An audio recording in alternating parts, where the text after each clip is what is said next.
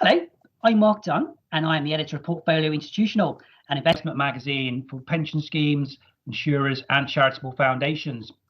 As part of our wider coverage, we bring various professionals together to discuss a topic or a theme in the context of institutional investment. This particular discussion focuses on what has become one of the most popular investment strategies of our time, which is earning a financial return from creating a positive environmental and or social change, more popularly known as responsible investing.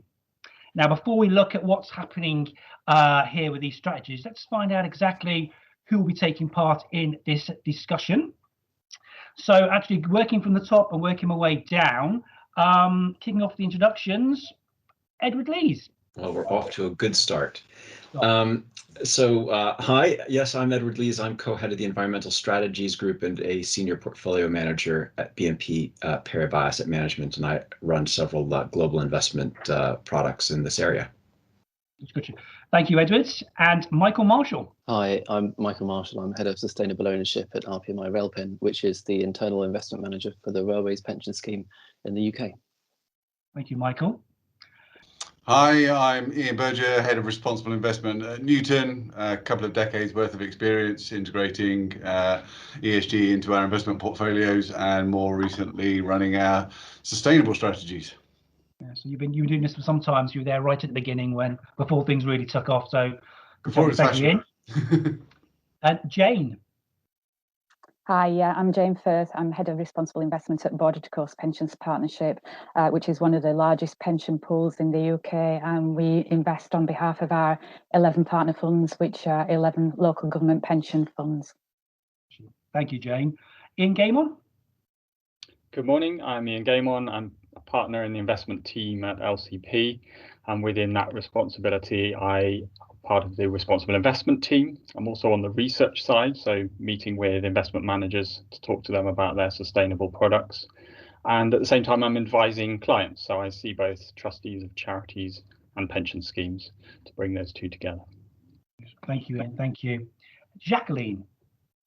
Hi, my name's Jacqueline Jackson. I'm the Head of Responsible Investment at London CIV, which is the collective investment vehicle for the London Local Authority pension funds and the City of London. Thank you, Jacqueline. And last but not least, Abby. Yes, thank you. Abigail Waters. I'm Head of Sustainable Investing at Jupiter Asset Management. We also have been doing this for a long time, launching our first sustainable fund over 30 years ago. So looking forward to the conversation this morning. Good. Okay, thank you, Abby. Thank you for that, guys. Actually, Abby, if we could stick with you on the first question. We live in, of course, in very interesting times. What impact would you say that COVID has actually had on attitude towards responsible investing or ESG or whatever label it's called? Yeah, I mean, from our perspective, the pandemic has undoubtedly accelerated the urgency of these factors.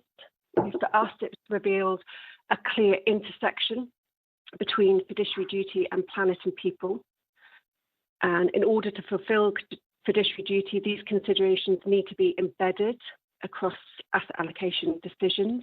Mm-hmm. You know, in simple terms, if we can measure it, we can manage it.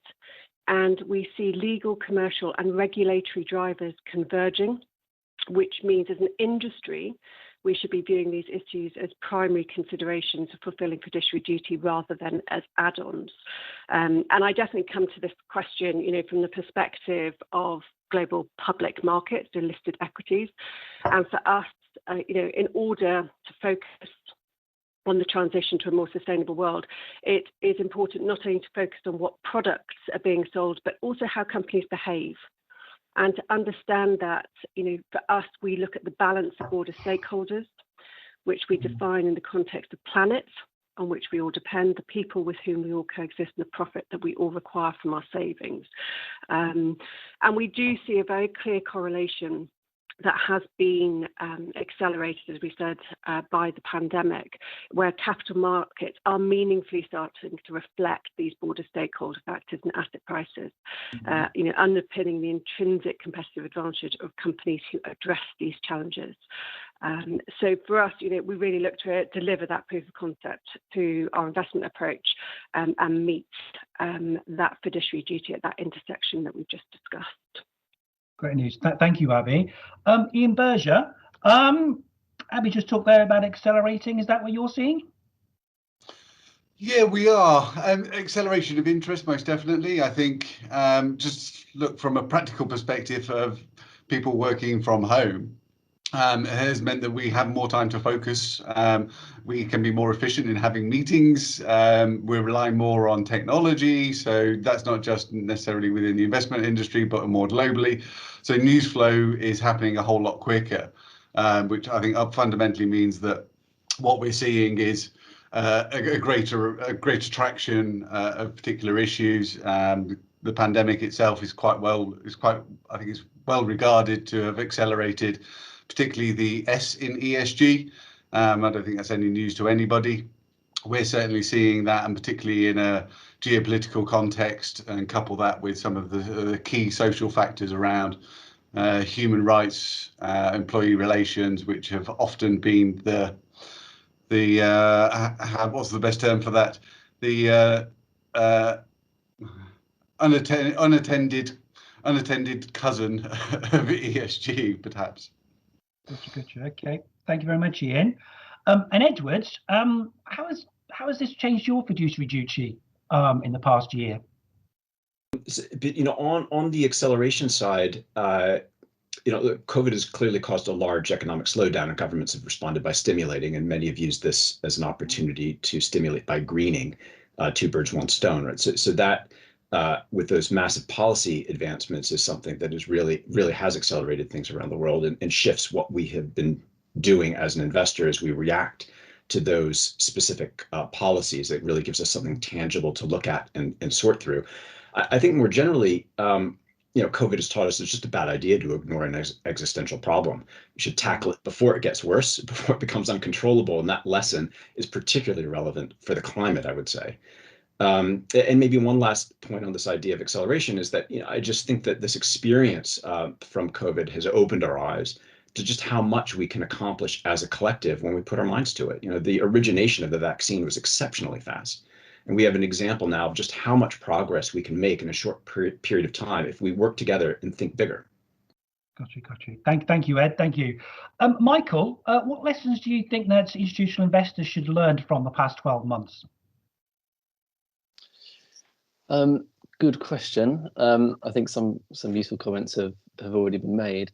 I think that this move to more of a stakeholder capitalism rather than a stockholder capitalism has been galvanized and accelerated through the pandemic, and perhaps to Edward's point, that's something that we could have foreseen and accelerated ourselves, and it's a shame that it took a crisis of this magnitude to make that happen.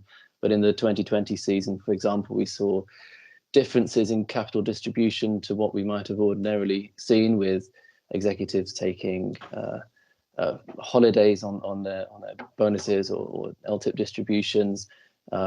Investors were willing to participate in capital raises for companies as long as those investors were long-term investors, and distributions to shareholders were deprioritized for a particular set of circumstances. I'll be interested to see the extent to which that persists into the 2021 season. I think for Railpen's sustainable ownership team, it hasn't changed a great deal about our philosophy or our belief that ESG factors are financially material and correlated with financial outcomes in the long term, but perhaps it's changed a little bit about our implementation. So we are not out there in the field with boots on the ground visiting companies or visiting assets. We are doing probably more engagement than we used to, but sitting at our desks doing that work. Perhaps some of the analysis that we do changes, the way we view a company and analyze a company and break it down, and where health and safety would have been a material factor for a business in the past, that's changed because the pandemic is a business of proximity. So an office-based worker is at risk as much as a construction worker would have been for a sort of traditional view on something like health and safety. And those kind of all the above, I suppose, gives credence to this S in ESG argument, which so many have made. And for an investor like Railpen, for a pension fund investor, with our beneficiaries being the men and women that are key workers running our rail network, it really hits home from the member side too. Got you. Okay. And Jane, are you seeing this, what we've described as having a green shine to the world in the past 12 months because of the pandemic? Is that what you're seeing? I think, originally when the pandemic started, there was all those conversations about relevance, wasn't there, of environmental, social and governance issues, and whether they were relevant in a pandemic, in a bear market, and that they were just a nicety to have in the good times. I think at that point as well, there was the risk that climate change will get pushed down the agenda, and obviously that quite the reverse has happened, which is really positive. I think with with COP26 being in Glasgow this year as well, there's been that increased focus on that, and I think it is all about building back better when we've got that opportunity. So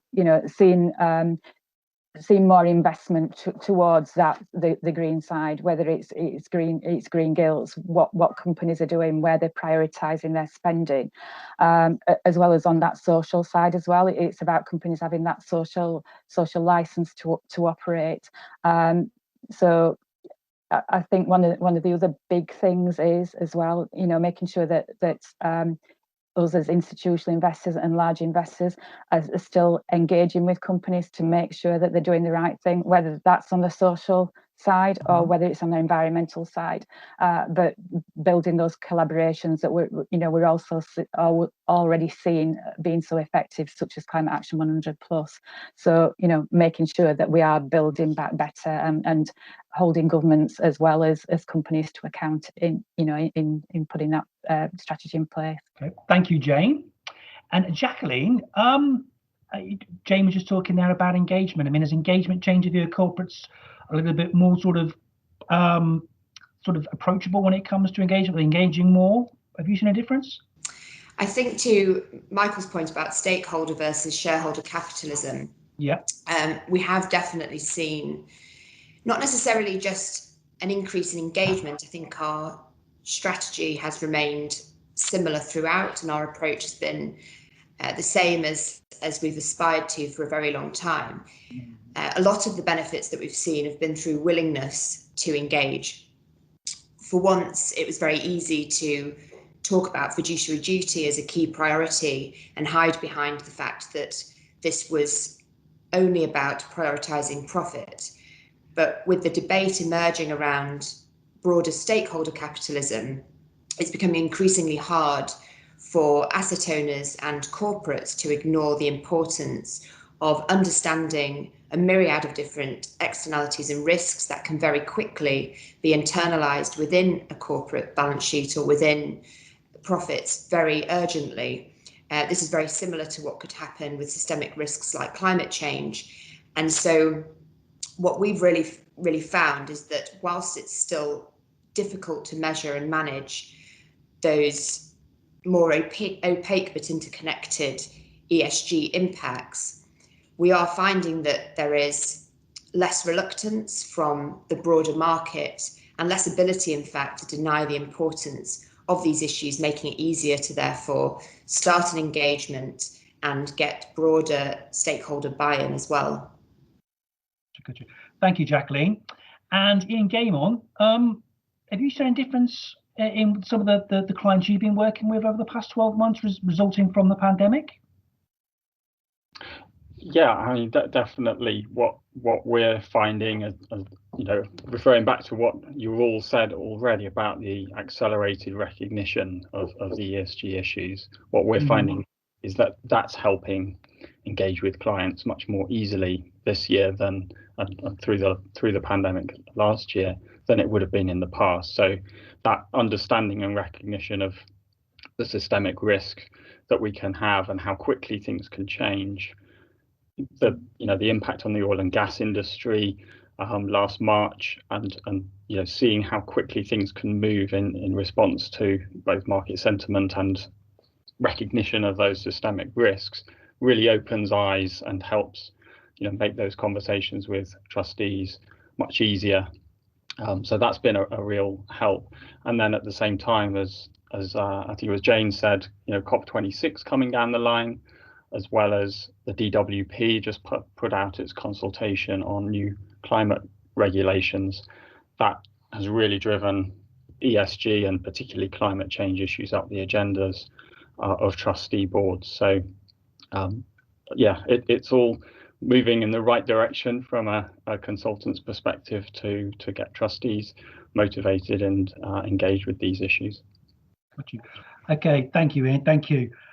Abby, if we can go back to you, how important is active management in a responsible investment strategy? Yeah, thanks for that question. For us, we think there's a huge advantage to being active when you're considering these broader factors. The industry has raced to apply quite a blunt tool in the context of broader ESG considerations by aggregating often into single scoring mechanisms. We don't do that for financial analysis. I'm not sure why we've done it as an industry in broader stakeholder analysis, including ESG considerations. So for us, a lot of these issues are quite complex, they're non-binary, and having decades of experience to be able to navigate some of these complexities are a really key advantage when considering some of these elements, particularly because we sometimes find ourselves in a situation where we have false positives skewed by depth of disclosure from corporates. So the more information that is supplied, typically, the better a company does, not always.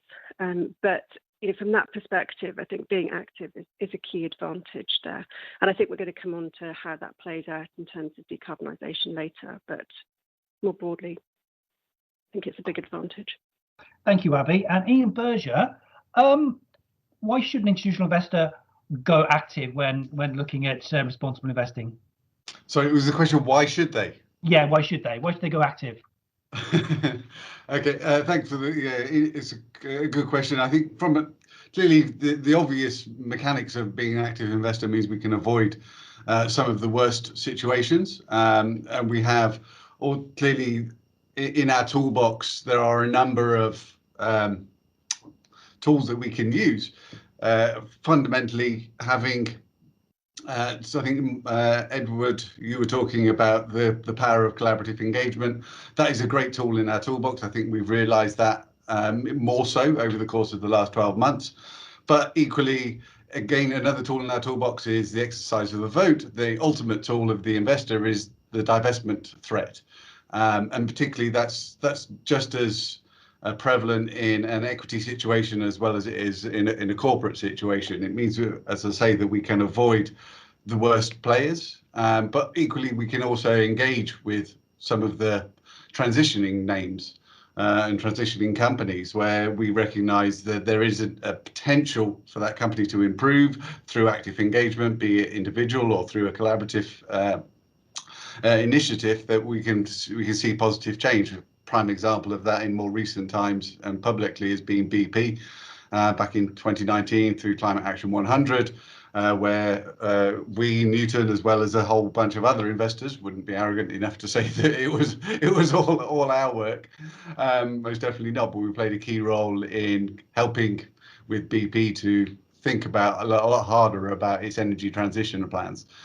So for us as an active manager, and particularly when we're engaging with companies, and even more so on a fixed income basis, where, say, for a corporate that has to recycle its debt facility on a regular basis, having that really sort of the back of your mind around with the investor at the table as well as the RI or ESG specialist is a very powerful situation for us. Okay, thank you, Ian. And Ed, is it possible? I mean, we're also told that things like climate change, well, these are long-term trends, and if you're investing long-term, this is what you need to factor in, or the risk going forward is high. But if you're a short-term investor with a short-term mandate, is it possible to make a sustainable impact, or is this just a long-term game? Oh, it's definitely possible to make impact in the short term. One can, as Ian just mentioned, pull together and deliver strong messages to management that might take a long time to play out operationally, but that sinks into their strategy meeting, which happens right away. I think as an investor, one can also have an impact in the short term by trying to make sure that some of your money goes into the ground, by which I mean not just buying shares in the secondary market, but by being active in placements and engaging with capital markets teams and management teams to help give them money to build that factory, and to accelerate the build out of solutions. We're talking here about the power of collaborating and voting to sort of kind of improve the actions of bad actors to move people in the fossil fuel industry, sort of along a more sustainable continuum. And of course, there's been a divesting, has been one response to that. In places where you can shift people, though, engagement is arguably a little bit better. But there's another end of the spectrum too, which are just the solution providers, and just making sure that one is spending more time looking beyond ESG scores, which themselves can be quite helpful, but ultimately are a measure of how companies do things, and maybe spend a little bit more time thinking about what companies are doing. What is that product? What is that service that's solving a problem, and guiding capital towards them? Gotcha. Okay. Michael, you're a pension scheme, so do you use these ESG scores when assessing companies, assessing an investment? We use them as a starting point, but by no means the finishing point. So we have internally run active mandates at Railpen, very concentrated portfolios, and my team work with our equity analyst and portfolio management counterparts to get under the bonnet of those companies, whether that's looking at their corporate disclosures. We'll look at sell side notes. We'll look at different kinds of providers such as Glassdoor, where it's not the company self-labeling themselves as an ESG leader. And of course, we'll talk to management too. And the rating or the score we get from a data vendor or a combination of data vendors is a starting point to help narrow our search onto what matters, what's financially material, but it's not the end point. I think that sometimes the data vendors are trying to serve too many masters. So our objective in undertaking this analysis is to try and uncover financially material ESG risks, things that could compromise our investment thesis about one particular stock, one particular credit. And some of the ratings that you get aren't targeted laser-like at the same thing. That they're trying to do something that's a bit financially material, something that's a bit ethical, something that's a bit impacty. Yeah. So we can't place 100% reliance on them. Got you. And Jane, are you making use of these ESG scores? Yeah, similar to what Michael's and his team are doing at Railpen. We use a number of different ESG data providers. Again, we've got both internally and externally managed assets. So for us, it's about being able to identify the potential risks associated with particular investments and companies, and use that as a starting point. I think it's then about doing that deeper dive, that deeper analysis to understand, because a lot of these metrics are backward looking, and companies can have mitigated and have plans in place. So say, for example, a company is rated CCC by MSCI. There are other alternatives out there that we wouldn't necessarily see that as a reason not to invest in a stock because it was rated lowly, if the underlying investment rationale was sound and sufficient and had taken into account those risks and could see the direction of travel that company was on, for it to be re-rated. And then hopefully that leads to a re-rating of the stock price and better returns in the long run. So for us, it is just one of the tools in the toolbox. We also trying to look at more forward-looking metrics and other tools that are around there, especially on carbon, which is a real challenge. There seems to always be a focus on carbon emissions as a kind of silver bullet, and carbon footprinting as a silver bullet. We're mapping it against engagement. We're looking at transition pathway initiative and things like that. But it is all about identifying those risks, and the portfolio managers having the conversations, doing that deeper analysis, and being comfortable and confident with that investment case for that particular stock. Okay, thank you. Jacqueline, Jane just mentioned there that these ESG ratings are very backward looking, but we all know that markets are forward looking. So how much value would you place on these data points? I think it's an interesting balance between the two. Obviously, ESG scores and traditional ESG metrics are historically a footprint in time, or they may be backward looking. They may also be quite summarized in order to give you a snapshot of information as to whether something's good or bad. And it brings me very much back to our concern earlier that whether something's profitable or not, things are not a right or wrong answer, and it's not that black or white to understand whether something's good or not. We need to understand the complexities of the data that sit beneath all of these scores and footprints in time, as it were. So when we start to think about forward-looking metrics, at least, we're more on a scenario analysis path where we can start to stress test the different situations that could occur using a range of different metrics in a range of different climate scenarios or forward-looking scenarios. Just before the pandemic, in fact, in October 2019, a group of banks in Hong Kong did a nightmare stress test scenario where they actually looked at what would happen if a natural disaster, a cyber attack, and a pandemic were to happen at the same time. Now, whilst this at the time was an imaginary scenario, some of the lessons learned from that stress test were useful in the real pandemic scenario. So whilst I think we maybe can't necessarily rely on a backward-looking score in its entirety, we also have to be mindful that forward-looking scenarios or metrics are just that. They are a made-up scenario to see how something may play out, and there's a very limited amount of certainty with both of these types of metrics. The real benefit comes when you get better at knowing how to use them in tandem or use them together. One maybe as a screening process, and one may be in order to understand the complexity of risk. Then I think you can begin to add value. Okay, thank you, Jacqueline. Moving on now to one of the biggest topics, responsible investment, which is certainly one of the most high profile, which is to do with climate change, decarbonisation, reducing the amount of harmful gas emissions. Abby, I'll ask you, is divesting the answer to decarbonising the economy?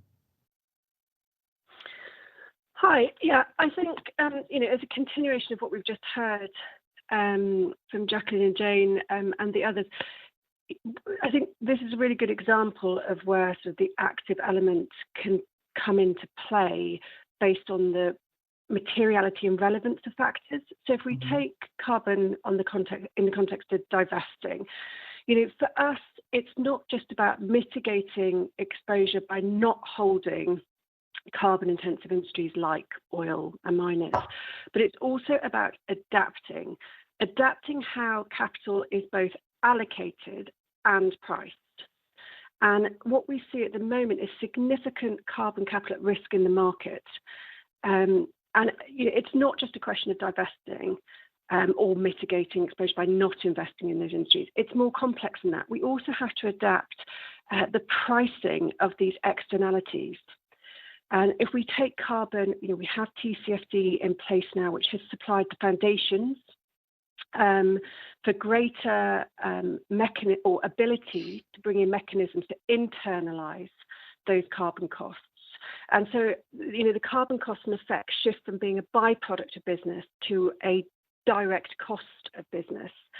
And so companies with a reduced carbon footprint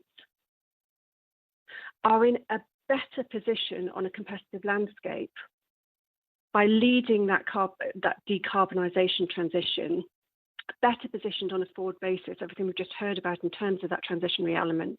And those companies will ultimately prosper because they will have less previously externalized costs to pass through, which will support their cash flow, support their resilience from an operational perspective, their competitive position, ultimately their margin.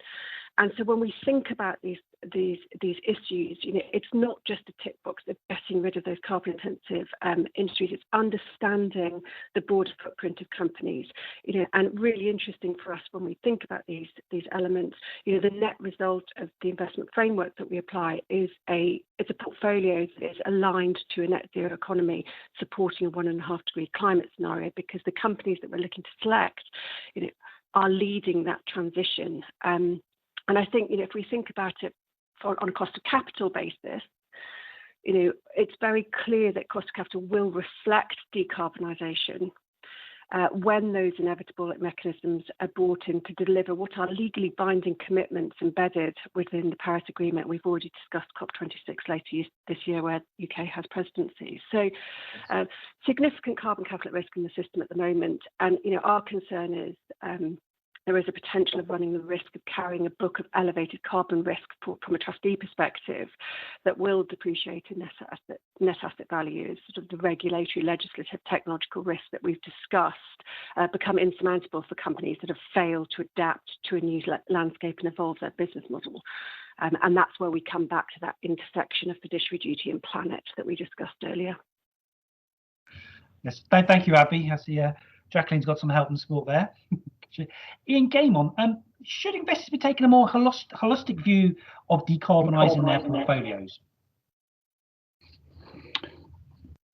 So, yeah, I mean, on the sort of diversity versus divesting versus engagement aspect of that, I mean, I think, we all understand it needs collective action. Otherwise, it's no good just one investor disinvesting and then expecting that to change the world. We all have to move the dial on all these companies, and it's not just oil and gas, but of course, the steel industry, all the high carbon emitters, and the utilities. So it's policymakers are key, and COP26, of course, is going to be the key driver for that and that collective action. So when it comes to my clients and their thinking about it, we're very much would recommend coming from the perspective of engagement as the start point, because that's where they can influence, as we've already discussed, through their voting and using active managers, but also the passive managers. We've got some very good examples of the passive managers exercising their voting and engagement to influence companies in a big way. And of course, huge amount of capital is there.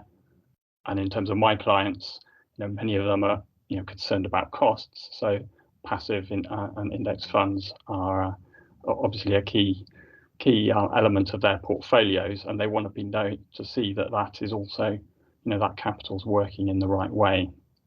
I think the only exception to that is, of course, some trustees have got charity sponsors, or the beneficiaries behind them have got very strong views, and in those circumstances, of course, there's a reputational issue which can threaten their financial standing as an organisation if they don't take account of those, and that's perhaps the exception where divestment is a necessary outcome. But I think they're in the minority of capital across the world, so that's not going to prevent collective action by the rest and engagement. Good. Thank you, Ian. Michael, we mentioned there divestment. It might have to come to that. Is that something you're willing to use if engagement is failing, or maybe progress isn't going as strong as you would like? It is something we are willing to use, and it is something we do use where we see elevated risks. But it's not. If we only use divestment to decarbonise our portfolios, that is not sufficient to achieve the Paris goals. If everyone on this call sells shares on the secondary market in fossil fuel industries or non-fossil fuel but carbon intensive industries, that won't decarbonise the planet in line with the Paris goals. So clearly divestment is not sufficient. I would distinguish between two types of strategy that one might bring into play in response to the threats that climate change brings about. One is resilience, or perhaps trying to outperform. So you can think of a sort of stock picker trying to compose a portfolio that's resilient to the threats of climate change, or indeed uses some of those trends in the transition to a lower carbon economy to outperform, versus a strategy of prevention. And a long-term asset owner is just as interested in a strategy of prevention when it comes to climate change as one of resilience. And so we might exclude companies when we're trying to achieve the first of those aims, to build a resilient portfolio, and Railpen excludes companies that drive more than 30% of their business from thermal coal and more than 30% of their business from tar sands for risk reasons. But with other carbon intensive industries, really we need to be thinking about a strategy of prevention. And so engagement and decarbonising those intensive companies really has to be what we're focusing on. Okay, thank you, Michael. Jacqueline, have you ever sold a company because engagement isn't going the way you'd hoped, especially when it comes to decarbonisation, saving the planet? I may take a slightly cheeky route out of this question because, as you may know, I joined London CIV just over 6 months ago. Right. And obviously a huge part of our engagement strategy is around long-term outcomes driven engagement and stewardship. And so whilst divestment can be an important last resort, where it's not necessarily an immediate exclusion in the first of Michael's two strategies, it may be more about worrying about future resilience and decarbonisation over a long time. We would potentially look at that route, but if you're really looking for outcomes-driven engagement, that's a very long process where it could take several engagements or several iterations, a range of different escalation tactics in order to get to the root of the issue and actually drive change.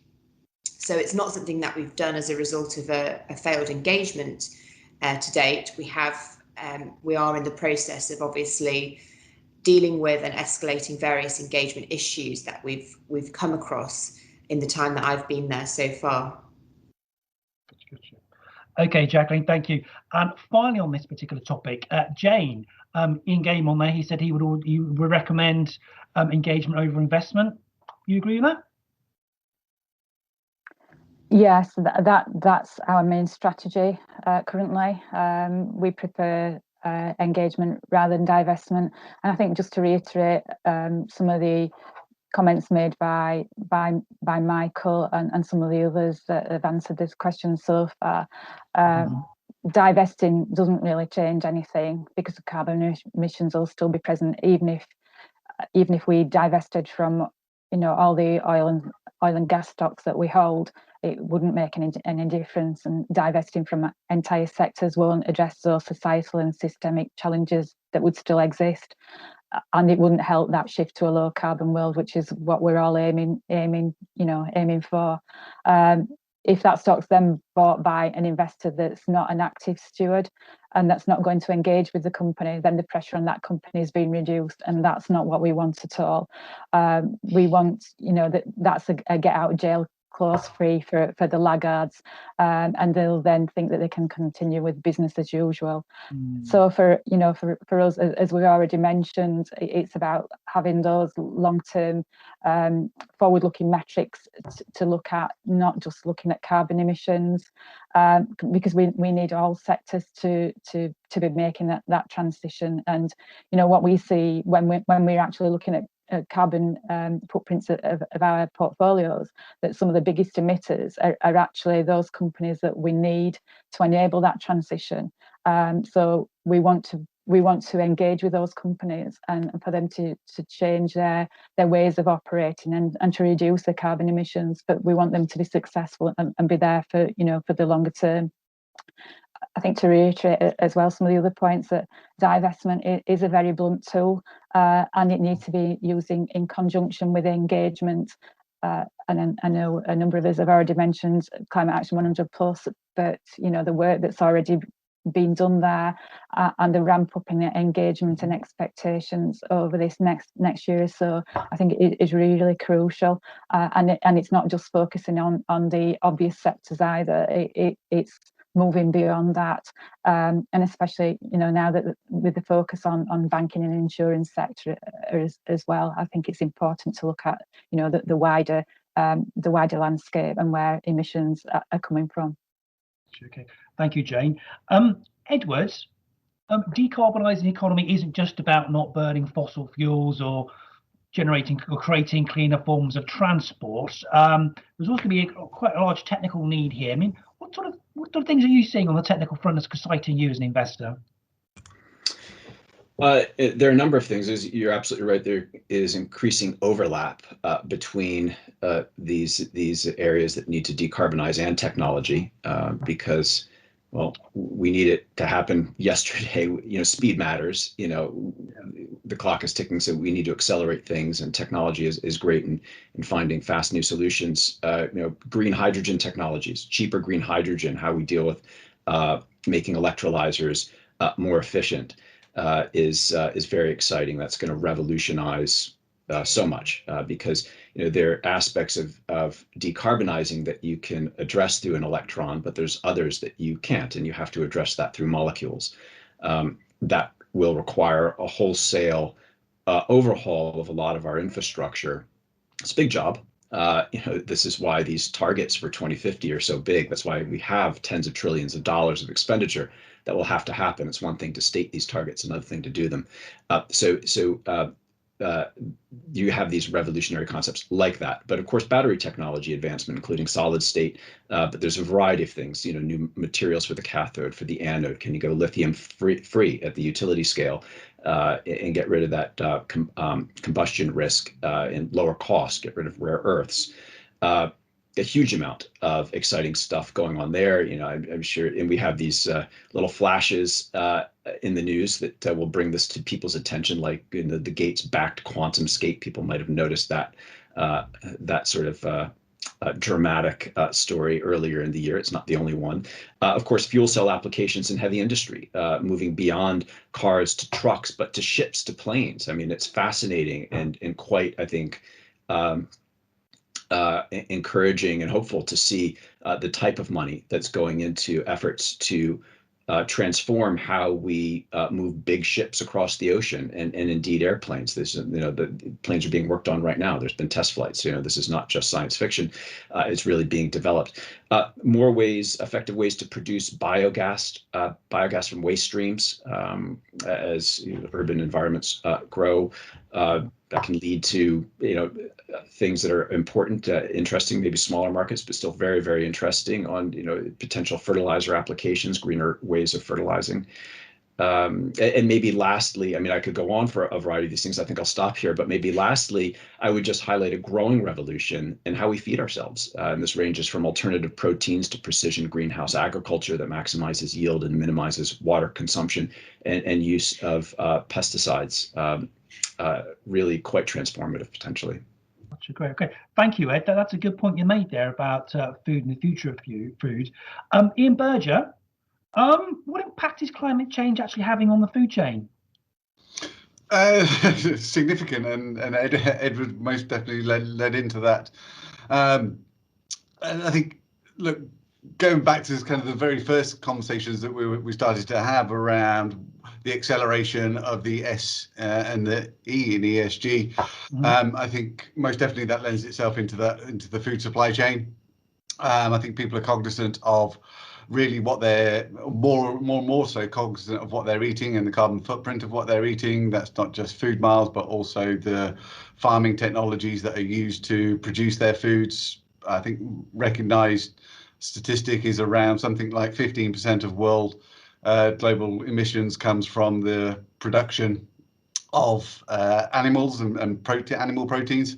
Currently, that is a significant win from a regulatory perspective. If the regulations come in, and what really one point to highlight is that on that divestment background is thinking of the conversations I was having with companies 10, 15 years ago versus now, what the sophistication of those conversations have increased massively. And why is that?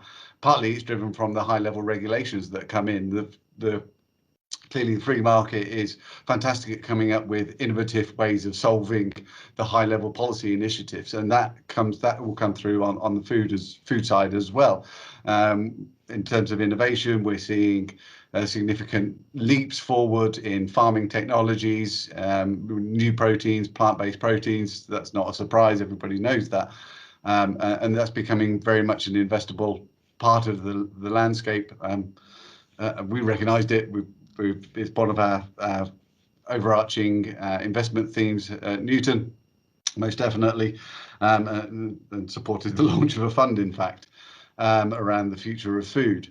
So it's a significant area of development. We need food to survive. We're a human population. Yeah. How we generate the sufficient amount of food and the right types of food to maintain and sustain a population. We need innovation, and that's what we're starting to see significantly. Okay. Thank you, Ed. Thank you. This is an open question for anybody who wants to answer it. And COVID-19 is believed, we're told, to be a zoonotic disease. It came from animals. So do you think in any way this is going to change how the food chain is managed within portfolios? Does anybody have anything to say on that? Not direct. Not go on. Abby. Well, I was going to say not directly, but it might be worthwhile just noting the bridge that we could potentially have in terms of we had the UK government publish their review recently on biodiversity, and that pointed to the Desk review, and that pointed to that 80% of global agricultural land is used for livestock production, either through pasture land or land used to grow the feed for livestock. So if we think about that in the context of where we're going as an industry in terms of pricing these broader externalities and look at food in the context of biodiversity, there's a huge influence there, as we see over 50% of global GDP tied to biodiversity considerations and natural capital. And we've obviously got the task force for nature related financial disclosure that has just been initiated as well. So increasing awareness, concern and tools available to us in the industry to be able to consider these broader factors within the investment frameworks. Thank you, Abby. And Ian, did you want to come in there? No, I was just going to make the obvious point that the news flow over the course of the last 24 hours is still unclear as to the origins of the coronavirus, whether it came from a foodstuff or not. I don't think it's particularly conclusive at the moment, no. Albeit the statistics, but they've really kind of just an obvious point to make, unfortunately. Sorry. Right, Jacqueline first, then Ed, yeah? Sure, I was just going to say it plays quite well to the points that we were making earlier about the complex interconnectedness of it all. So we think very much about COVID, and we forget that this is very much linked with other ESG issues, including things like biodiversity. And yet on the other side of the value chain, you've got the fact that we're worried about the possibility of other types of infectious disease or antimicrobial resistance directly related to poor livestock management or the use of livestock in excessive amounts that maybe aren't necessarily even needed anymore. Also contributing to the other side of COVID, whereby survival rates were much worse along people with nutritional issues and obesity as well. And it's about fully understanding the damage that irresponsible business and irresponsible behaviour can potentially cause, and working with issues not necessarily in silo, but as interconnected ESG factors that all have an impact on each other, really. Got you. Thank you, Jacqueline. And Edward. Jacqueline, yes, I've said some of the points I was going to raise. This impact. I mean, your question around what is COVID? How does this make us think about food? broadly, we just have to remember that as we take away the natural habitat of a lot of animals, and we get rid of biodiversity, we increase the prevalence of disease and the likelihood of these things happening. Of course, that's compounded by a warming world as well. We see different insects and things sort of migrating further north out of the tropics. So there is a big health angle to environmental concerns. But more directly, the most immediate impact, I imagine, is in parts of Southeast Asia. They're going to be more careful about eating and stocking bats. Okay, thanks. Thank you. Jane, is biodiversity, because I mean, it sort of merged from food to biodiversity. Is biodiversity something you consider when making an investment? Yeah, I think it's quite a complex area, and I can remember speaking on a panel quite some time ago and saying that biodiversity has been the elephant in the room for some time, and I think it's now that investors are realising the economic and financial impact that biodiversity loss will have. We've already talked previously about this, and that there's that interconnectedness between climate change and biodiversity. So deforestation, water stress, soil erosion, etc. Biodiversity necessary to mitigate effects of climate change, but then climate change also leading to loss of biodiversity. Reports that are out there that have been published recently with Desk Up to Review, and there's also been a report recently out by Credit Suisse that surveyed investors, and I think the issue is that it's seen as an obstacle for investors, and that's because of lack of understanding and lack of knowledge on what biodiversity means and how you actually measure it and monitor it. So I think those are the challenges. I think the Convention on Biological Diversity in China, which was pushed back from last year to this year, there's talk about that being seen as a tipping point, like Paris was for climate change. I think it's how we look at incorporating biodiversity into investment strategies and how we understand that investment case. I know from an engagement perspective, we're using a third-party engagement and voting provider, and biodiversity was picked up as one of the engagement themes last year. But because it's such a broad and wide-ranging topic and issue, it's where do you focus? So that initial focused engagement was on deforestation, and that's something that we're supporting as well with other collaborations that we're involved in. I think also that there's the expectation as well from the regulators and from our stakeholders for us to be able to report more on sustainability and biodiversity across portfolios, but it is challenging to get that data to be able to do so. Gotcha. Thank you, Jane. Ian Berger, is biodiversity being overlooked? Is it something your clients are talking about? The honest answer is not really. I think the main focus, ESG focus, is climate change, but we're recognising that there's more and more interest, there's more and more sophistication in the discussions we're having around biodiversity. It touches on clearly every single sector, regardless, in a much similar way as climate change, but perhaps I'd argue more so. Every company has an impact on their local, but also global biodiversity. And I think Jane points out that it is a huge topic. Where do you hone your interests and your focus? I think that's really the key. And looking at different companies, looking at their exposure, and I think that's where really understanding the individual companies within your portfolios, what their risks are, what their exposure is. And we've talked already about externalities and how those external costs can quickly become internalized. At the moment, it doesn't feel as though those costs are internalized, or unlikely to be so in the very near term. But I would argue from a longer term perspective that they rapidly will be. There's regulations that are coming down the pipe, which will spur the market on, most definitely. And again, I'm using anecdotes of conversations that I've had with companies over the years. again, and going back to that data provider angle, the data sources and the scores that we were talking about, they are really important. They're an important input into a process. They're great for really understanding and recognizing where potential areas of controversy or opportunity sit, but they're not, most definitely not the be all and end all. They're a way of recognizing really where we think companies can do and should do better. Really sort of thinking harder about their exposures, their footprints, and look, David Attenborough, what was it, 3 or 4 years ago, really spurred that debate on for water, biodiversity within our water systems.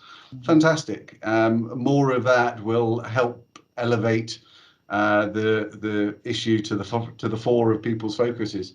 Climate change is most definitely not the secondary, it's still the sort of the primary ESG topic. That is unlikely to go away. Will it be trumped by biodiversity? It may well do in the longer term picture as we get a better handle on climate change. Gotcha. Okay, but thank the you, two are Ian. interlinked. that's crucial. We are indeed. I'd like to move on now to regulation. It's something that some of you have mentioned during the course of this conversation. Ian Gaymon, if we go to you, there've been some new requirements are going to be coming in, especially new requirements coming in, especially for larger schemes to do with tackling climate change and their reporting.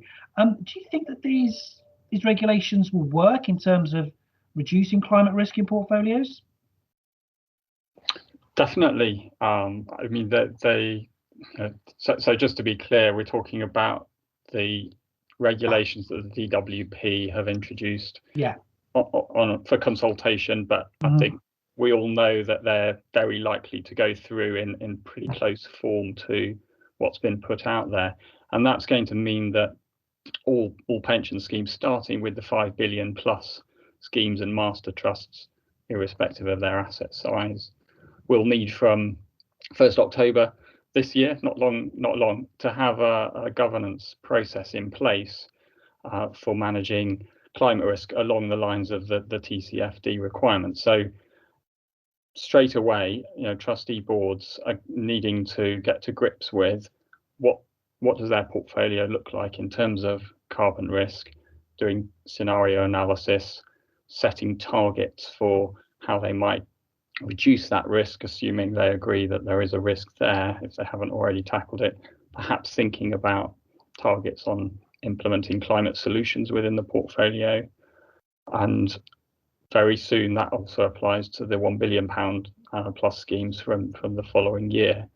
And I think the expectation is pretty accepted that government's going to extend that down to probably all schemes. There might be some lower threshold from 2024 onwards. So that's really sort of getting trustees of the UK pension schemes thinking hard about what's in their portfolio, and we're already helping our clients in that and starting to look at what their carbon emissions are.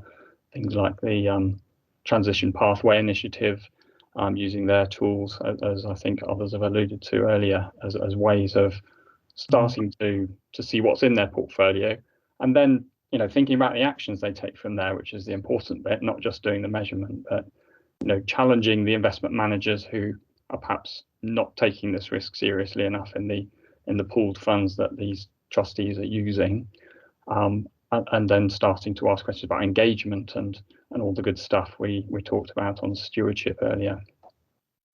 So yeah, lots of change to be expected, and I think turning to the biodiversity, I think that will sort of follow as a natural consequence from this focus on climate change at the start.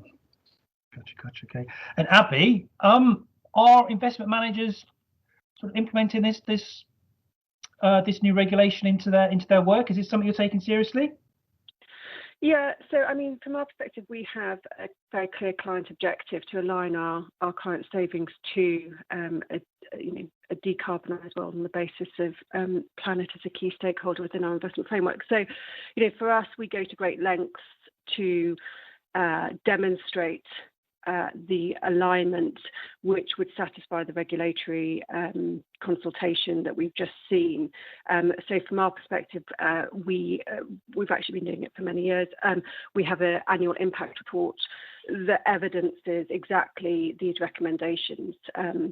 So from a pooled vehicle perspective, we do that by evidencing each holding having individual alignment with net zero emissions, for instance, our exposure to fossil fuel, direct revenue exposure to change mitigation, adaptation, but all of the recommendations of TCFD within the reporting, especially regarding physical risk, which we haven't spent that much time on today, and and making sure that we, as I've already sort of made the point in the context of applying the same standards to sustainability reporting that we would expect from financial reporting. By not using sector average modelled ratios and things like that. And so we do apply those standards. So yeah, for us, we have been doing it for a long time. We think the industry will obviously follow. But from our perspective, we have a fund that's designed to do exactly this. So we're well positioned to navigate that landscape. Thank you, Abby. Ian Berger, non-financial reporting. Doesn't sound particularly easy at the moment. Seems a lot of work to do to try and raise standards here. Is that what you're seeing? I think regulations are definitely driving that debate, driving that area. The harder regulations and soft regulations. Is it tricky to do? Well, it's a reliance on external data providers, because that's what we're at. A lot of our clients are asking us to produce. But physically, the biggest challenge really is around engagement reporting, and that's what clearly we're finding. Part of the UK Stewardship Code, or the new UK Stewardship Code that's coming into force, reporting requirements from 31st of March around detailing our engagement outcomes and claiming the outcomes as success or failure, I think, is really where we're trying to get to. And that, to us and to me, that's the biggest challenge for us. We clearly want to be open and transparent. Personally, I've been reporting Newton's stewardship activity since 2005, but I've not been consistently reporting on our engagement outcomes. That's the trickier element, and I want us to be absolutely genuine with our reporting and claims that we make around our engagement activities, whether they're successful or not. And to us, that still remains a big challenge. I think every engagement is a partial success because you're raising that issue in the first instance, and it brings it to the fore. Particularly, as I said earlier, where we've got the ESG specialist and the capital allocator in the room with the company or with the investment opportunity, then that's a very powerful situation to be in, and that gets us great leverage from our engagement activities. But my question is really, can we sit in front of our clients and in front of the companies and say, we asked for this, the company did it because we asked for it, and being genuine about that? There are definitely instances of it. Yesterday, in fact, talking with a large beverage company, that we've been asking them for the course of the last year to introduce ESG metrics into their exec pay arrangements. We asked them to think about 4 metrics. They came yesterday and told us they're going to implement ESG metrics. In fact, the 4 metrics that we asked them for. So that's to me, that's an engagement success. Can I claim that publicly? Perhaps I can in that instance. It's more black and white, but others where it's more collective, that's the biggest challenge. Thank you, Ian. Michael, speaking as an asset owner, representing an asset owner, is it easier to get sort of non-financial metrics out of corporates that you're investing in, or getting consistent, accurate data? I'd say it remains a challenge overall, but it has improved. It's night and day to what it was, say, 5 years ago. Okay. But we're still having to make assumptions to fill in gaps. We still have to clean data where we don't think it's reliable. The level of assurance that covers, for example, carbon data is not great, and the cost of accessing the data is still really high. So I look forward to a time where carbon data, for example, but not just carbon data, is a requirement, and to assure and provide reliance and verification of those data is a requirement too, and that we don't, and then the cost of these data come down, which should be a good outcome for everyone. But I think going back to the point you made about the regulations that are coming in for asset owners in the UK, I think the way those regulations are pitched will take account of data gaps and the relative immaturity of ESG data at the corporate level. I don't think people are looking for perfection right now. I think that I would encourage everyone to be honest in their disclosures. I think there's been too much probably competitiveness in the ESG industry, whereas actually this implement or explain basis that, for example, the Stewardship Code has, which Ian was referring to, is a good way to say, look, we've done some good work here, but there are some gaps over there, and I think that will be looked upon favourably by the regulators and by the stakeholders. Thank you. Jane, are you expecting perfection when it comes to corporate disclosures? It would be nice, wouldn't it? But no, I think our expectations are really being managed. Yeah.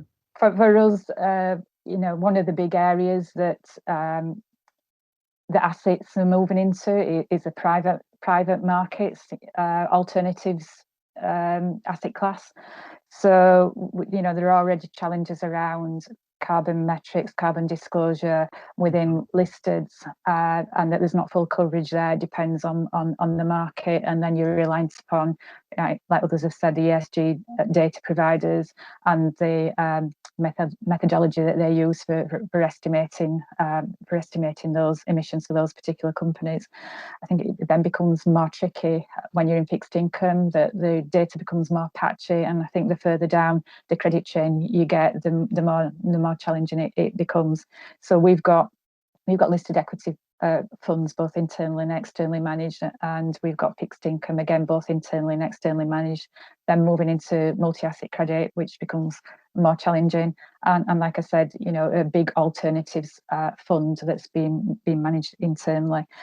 I think the challenges are much greater because you're like 3 steps away from the company that's actually emitting those greenhouse gases. I think that then leads into other challenges where asset managers and asset owners are making commitments to be net zero by 2050 or sometimes earlier, as is the case with one of our partner funds. And it's having that data, which I know we all keep talking about data and consistency and clarity and disclosure, etc. But it's having that data to enable you to get that base case scenario to work from as to how you then manage that pathway to get you to net zero by whatever year you've decided to make that commitment. So yeah, there are huge challenges out there, and I think it's about us all working with industry to get that clarity and get that better disclosure. So thank you, Jane. Jacqueline, in your engagement work with your corporates, is along with cutting carbon exposures and the rest of it, is the demand for sort of more consistent data some of that features in your engagement work? I think data consistency is a huge problem throughout the industry, and it's something that obviously we are desperately looking for when we try to do our own reporting, because not only are we looking for that consistency from the corporates, even when we hear from fund managers on some of the good work that they're doing, they have their own ways of reporting data, and it's not always easy to aggregate that information to understand what our impact is as an asset owner, or where we should start to prioritise our activity.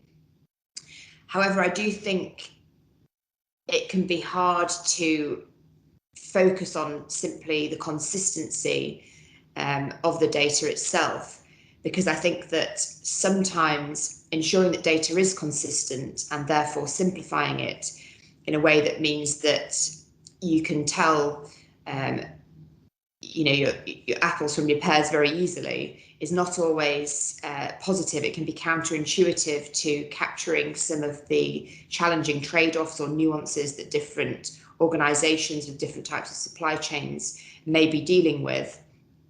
And so whilst we recognise that consistency is important and will help us with disclosure, for us it's a bit less about maybe talking the talk, as it were, and understanding what the real outcomes are, what the challenging nuances are behind various supply chains. Yes. And that can't always be done with a ton of carbon emissions. It can sometimes be a much more complex discussion around other impacts, water pollution, air pollution, societal challenges as well.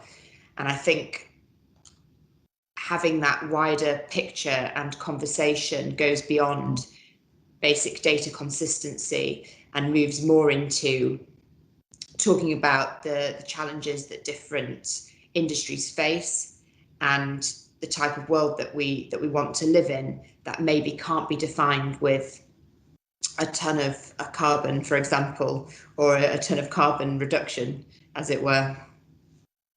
Gotcha. Okay, thank you, Jacqueline. Time is pressing, and we're into the last 15 minutes of our allotted time now. There's a few points we haven't got to, but actually what I'd like to do to end, if you could just discuss, we probably might be repeating some you've already said, but just discuss exactly what you believe might be the big responsible investing ESG trends for the rest of the year. I mean, we are speaking now in early February, so you've still got a good 11 months of the year to go. So perhaps, Abby, if we start with you, what do you see as the big trends going forward? Thanks. I mean, climate change we discussed. We've got COP26. One of the things that hasn't been discussed is John Kerry's appointment to Special Climate Envoy. That shouldn't be underestimated. That's going to infer a meaningful acceleration in global climate policy. One of the areas we haven't spent much time talking about today is social equality. We saw last year the most marginalised carrying the heaviest toll in terms of fatality rates, but also economic effect. Unemployment is set to widen in the aftermath of this pandemic. Our own Chancellor indicating a peak this summer for UK unemployment. We also know that global poverty has been set back by a decade due to this pandemic, with millions of people being pushed back into the definition of extreme poverty. And how companies respond to this urgent social issue will be critical. From a broader perspective, we see a very strong correlation between those companies with inclusive cultures and alpha creation or outperformance in simple terms. And so from that perspective, we think social equality, both on a gender and race wealth basis, will continue to be a key focus. We've talked about biodiversity, so I won't repeat there. I would just make the final point in terms of the flow of capital. We are going to see the next generation of savers see the most monumental transfer of wealth in the next 9 years. They're set to triple their share of global gross income in the next 9 years. And we know that there is a preference within that saver base to stakeholder investing. The PwC report recently indicates that on a best case scenario that 50% of AUM, not flows, AUM, will have ESG embedded by 2025. This is a significant shift in capital allocation. So I think there are different key drivers here that we're going to see in the coming year. Thank you, Abby. I think you're just pointing out there exactly how much of a broad universe responsible investing ESG is. Jane, what about you? What are the big trends going forward for you? I think to pick up on some of the things that Abby's mentioned, it's like where do you start? There's so many, and they're all interconnected as well. And I think we've already covered quite a few of them. I think for us, it's that data disclosure and quality. We know it's getting better, but there's still a long way to go. And we need that consistency without putting extra stress on companies. We see a lot of companies saying that they've been asked for the same data from multiple different users. So we need that joined up approach and that framework to make sure that we're getting a consistency of approach and data disclosure from companies across the board. Climate change again is that big feature. Pleased that it wasn't pushed down the agenda because of the pandemic, but we really need to up the game there. Engaging with both companies and with policymakers to make sure that change is happening at the space that we need. Again, biodiversity. So a lot of these are things that we're already covered, and that interconnectedness of it. Labour rights, human rights, something that's being brought to the fore more by COVID, and rightly so. That companies have previously looked at those as an externality and at best a reputational risk, and that's not the case. It should be treated seriously. I think also water is something that hasn't really been talked about in a great deal of detail. Water risk and water stress, again, that interconnectedness between climate change, biodiversity, deforestation. I could go on, but I won't. Thanks. Well, water is a massive topic going forward. Thanks, Jane. And Michael. Thanks. I missed a bit of what Jane said, but I presume that I agree with all of what Jane said, as I always do. The question is, what other than climate really is going to be the trend? Because I think climate is certainly, looking at it as I do from a UK perspective, is the biggest one. So what's sort of number 2, 3, 4, 5, 6, and so on? I think what I would pick, and I hope this isn't duplicating something Jane said, but as I said, I was cut out for a bit. I'd pick responsible technology. So going into the pandemic, valuations for technology stocks were already were stretched on one view, not stretched on another. They're dominating equity indices. They have elevated further as the stay-at-home sectors have flourished at the expense of other sectors. And there's a growing appetite, I think, to regulate the businesses. So in Australia and in Europe, there's threats to force the digital stocks to pay for content from journalists. There are antitrust risks still in the system, the long-standing concerns over data privacy. The new administration with Joe Biden has been less than 100% accommodative. So I would say that the way we look at these companies from a responsible content perspective, responsible conduct and ethics perspective is a big theme for this year, partly because they're so prevalent in our portfolios, so there's market risk, but also because their behavior is so influential and somewhat of a systemic threat, I would say. That's great. Thank you. That's a very good point to raise that, Michael. Thank you. Jacqueline. Sure, I think that's a really good point. Social impact of gaming and the social impact of social media is an issue that's not really been tackled, and sort of is very systemic because it can influence as well the way in which people understand or engage with broader issues from an ESG perspective.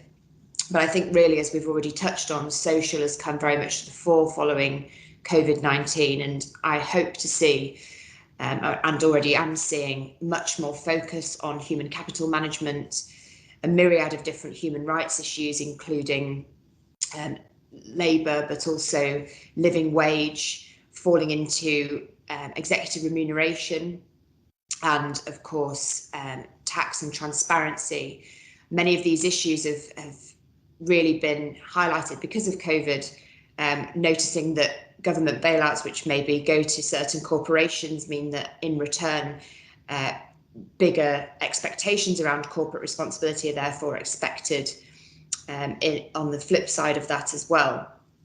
But I suppose what I hope to see, without going into too much detail on the individual themes, I know we've covered a lot already, is actually a shift in perception as to how these themes are determined. I would like to see, as the result of COVID, more thought about what we want to prioritise in 2021 and how we want to prioritise it. We can think about clean technology and how we can generate giant batteries strewn across the countryside in order to really get that green transition going.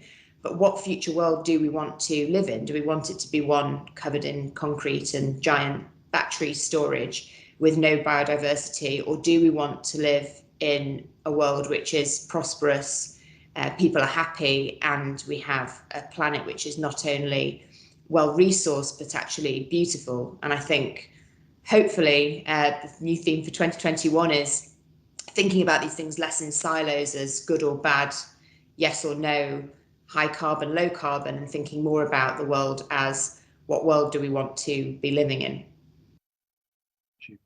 Thank you, Jacqueline. Ian Gaimon, final word from you? Yeah, sure. And I think this probably follows on quite nicely from what Jacqueline was saying about thinking, the sort of broader and holistic view of life and societies and what we're looking for.